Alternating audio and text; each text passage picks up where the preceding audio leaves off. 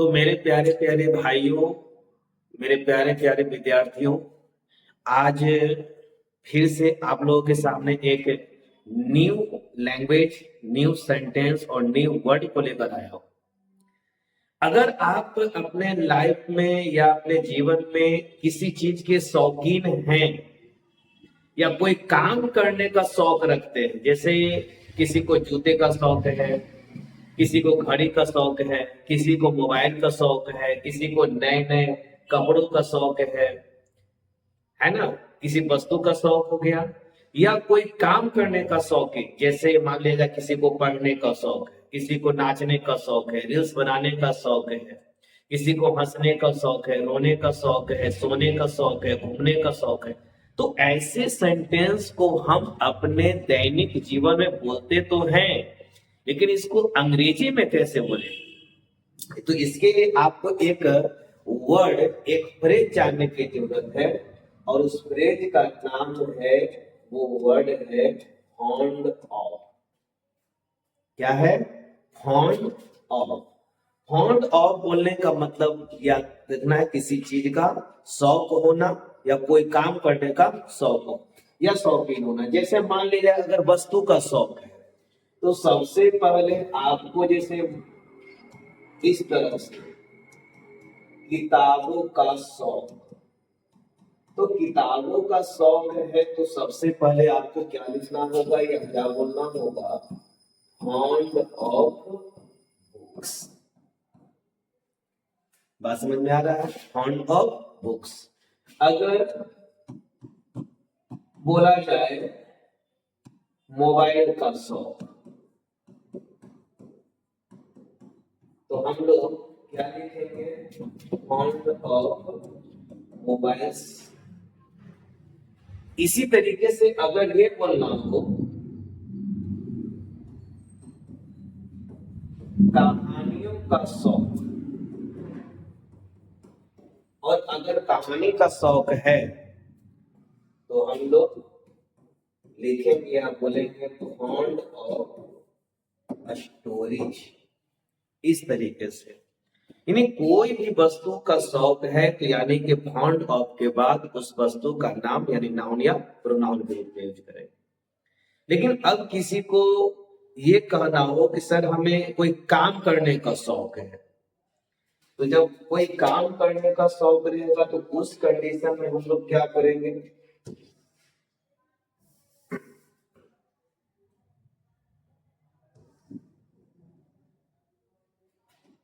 उस कंडीशन में सबसे पहले सब्जेक्ट, है ना, या डायरेक्ट अगर हम सिर्फ इस तरह से लिख दें फॉन्ड ऑफ, कोई काम करने का शौक है तो फॉन्ड ऑफ के बाद बिफोर का उपयोग करें। अभी सब्जेक्ट का इसलिए नहीं कर रहे, पूरा सेंटेंस का उपयोग अभी नहीं कर रहे, हम इसके बाद सेंटेंस का उपयोग करेंगे।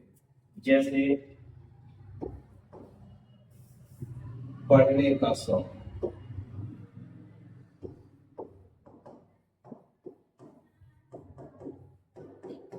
पढ़ने का शौक, तो हम लोग लिखेंगे फॉन्ड ऑफ रीडिंग।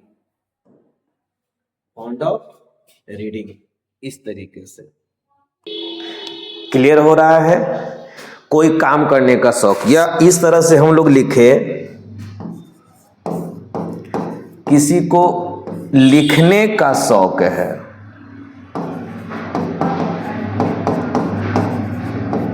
तो हम लोग लिखेंगे क्या? फॉन्ड ऑफ लिखना का होता है राइट, तो राइटिंग कर लेंगे। नाचने का शौक, नाचने का शौक, तो फॉन्ड ऑफ डांसिंग। सोने का शौक है ना, तो सोने का शौक है तो क्या हो जाएगा? Fond of sleeping. टहलने का शौक है तो फॉन्ड ऑफ वॉकिंग। तो ऐसे बहुत सारे सेंटेंस जो हैं आप खुद से क्रिएट कर सकते हैं। अब इसको सेंटेंस में कैसे यूज करेंगे इस चीज को देखिए।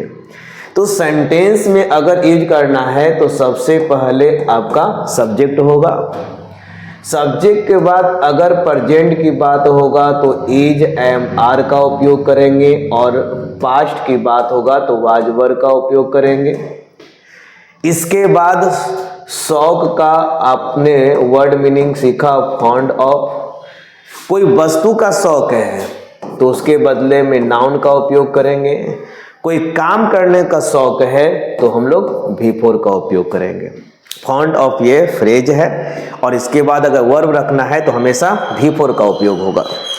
अब यहां देख लो, जैसे उसे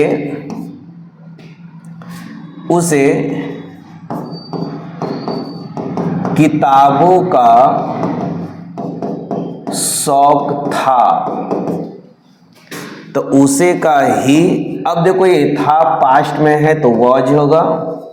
नेक्स्ट वन फॉन्ड ऑफ, और किताबों का शौक है तो बुक्स। लेकिन अगर ऐसा रहे कि उसे किताब पढ़ने का शौक था, तो ऐसा रहेगा तो हम कैसे इसे क्रिएट करेंगे। तो इस सेंटेंस को बनाने के लिए उसे ही पास्ट में है तो वॉज का उपयोग हो गया। अब शौक के लिए हम लोगों ने वर्ड मीनिंग सीखा है, फॉन्ड ऑफ। अब देखो कोई काम करने का शौक है तो हम लोग V4 का उपयोग करेंगे, पढ़ना, रीड, तो ING लगाए, रीडिंग अ बुक। इस तरीके से एक दो एग्जाम्पल और हम लोग देखते हैं। रानी को